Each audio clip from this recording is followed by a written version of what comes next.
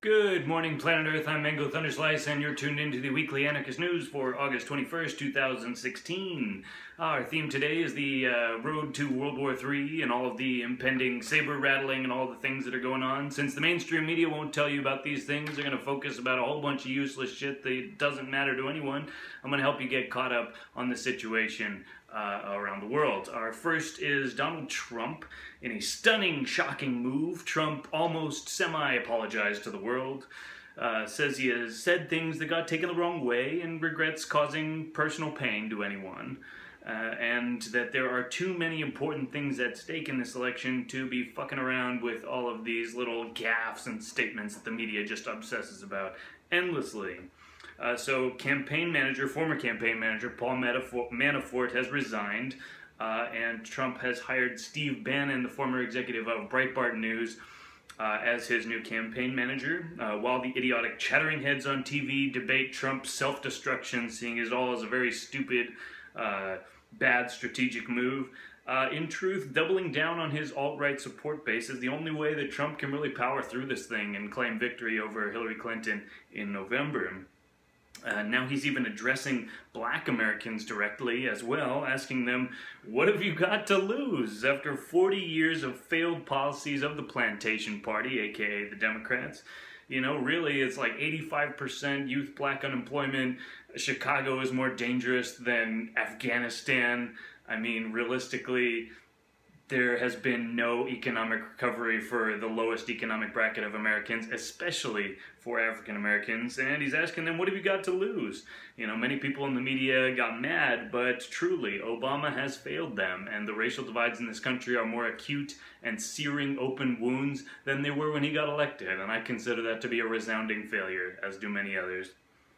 Our next is Hillary Clinton. So growing concerns about Hillary's health prompts the media celebrity, Dr. Drew. Who would have thought? Dr. Drew comes out to question her fitness to be president and, you know, questioning the medical treatments that her doctors who are handling her are giving her. So that's surprising, a media figure to call out Hillary. She's usually got the whole media lockstep on her team. But, you know, the hits just keep on coming. So a political website, truepundit.com, separate issue, they have now put up a $1 million bounty put up by various patriotic Americans. And this bounty is to anybody who will leak or whistleblower Hillary's true medical records. So this is a big thing right now. She is having public seizures that have been recorded on camera. You know, if you haven't seen them by now, you can look on YouTube. She's been having all these public seizures and weird, you know, instances and behavior. She has also just tons of coughing fits, indicating she's not in prime and optimal health. She's always accompanied by a doctor who has been photographed carrying around a shot of diazepam, just like a shot in his hand at all times. And this is basically a medicine to treat acute repetitive seizures.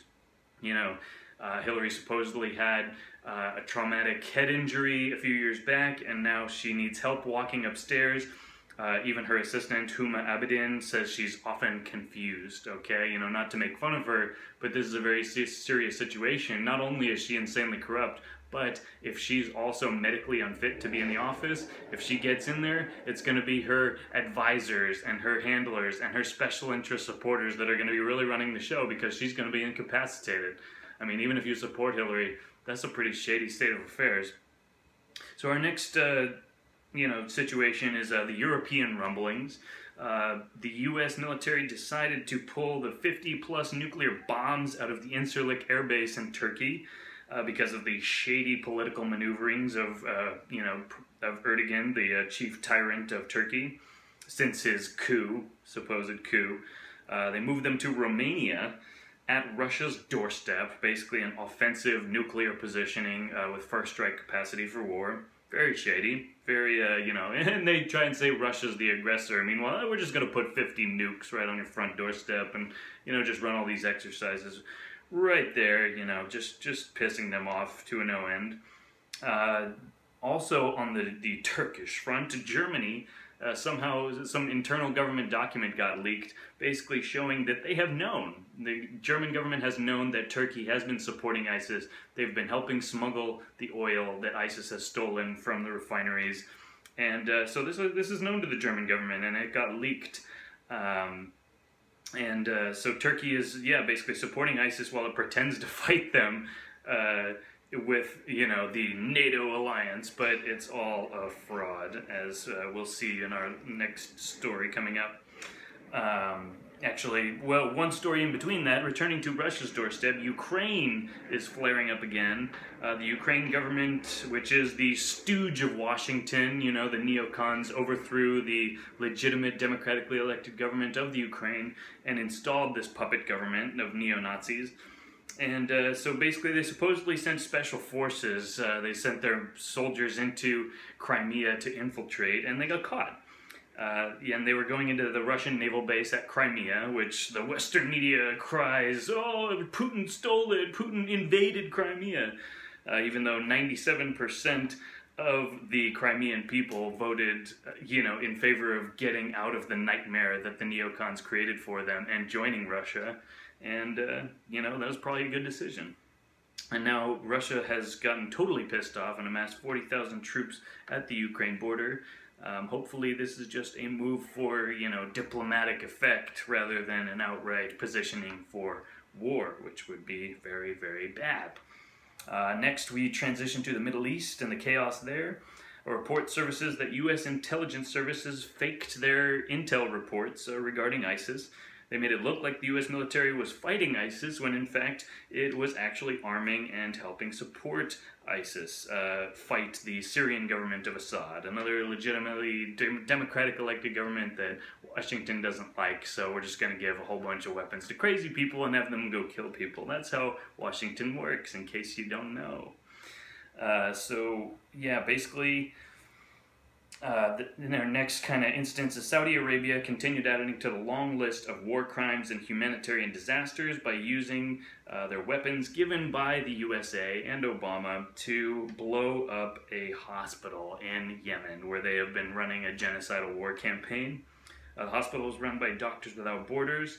It's very, very sad to see things like this, but, it's par for the course at this point with these tyrannical, evil, murderous regimes like Saudi Arabia, allies of the West. The USA pretends to be some sort of moral beacon for the world. What a joke. The Peace Prize winner Obama has made it easier during his tenure as president in the United States. He's made it easier for countries like Saudi Arabia to buy weapons to commit war crimes, and this is pretty sad and pathetic. All the allies of the West can just get like tons more weapons than they could before, and this guy's a Peace Prize winner. Pathetic. And now, the icing on the cake is China. Chinese military advisors have entered Syria, tactically advising the government of Bashar al-Assad. So now, basically, we have cemented the Eastern Alliance, which, geopolitically, this is a very dangerous situation with Russia and China, who are very normally antagonistic and distrustful of one another. Now they're on the same team in Syria, and this is kind of very shaping up to be a situation, a powder keg, where World War III could start out of. We don't want that to happen, but that's why we're bringing this information to light, because the mainstream media won't tell you. And here we have final segment, Adventures in Cyberspace. The NSA, the National Security Agency, the most shadowy of all intelligence groups in the United States, they got hacked. And documents were released showing basically how the NSA hacks other people. They got hacked, or hackers got hacked. The group that got hacked was called the Equation Group, and the hackers that hacked them were called the Shadow Brokers. Very mysterious. Edward Snowden has come out and said this could be Russia for real this time, showing how sticky the situation can get when governments start blaming hacks on other governments. Perhaps there's a lot of dirt that on the United States, and perhaps they've spied on their enemies, and Russia could release this information. So it could be positioning like that. Another NSA whistleblower, William Binney, has said that this may actually be an NSA employee, kind of like the Snowden situation. Suggests it may be a rogue agent releasing material on the NSA. Also, he suggests that this could this agent could be the source of the Hillary Clinton email releases, the Democratic Party email releases, you know, maybe out of a sense of patriotism or pursuit of truth. For now, we really cannot know. You know, anybody is saying, oh, it's Russia with any of this. No, nobody knows. I mean, the NSA probably does, but they're not telling anybody, so we don't know. Lastly, Obama has tried to kill the internet again by giving away an organization called ICANN, I-C-A-N-N, to the United Nations, basically surrendering it from American control to international control.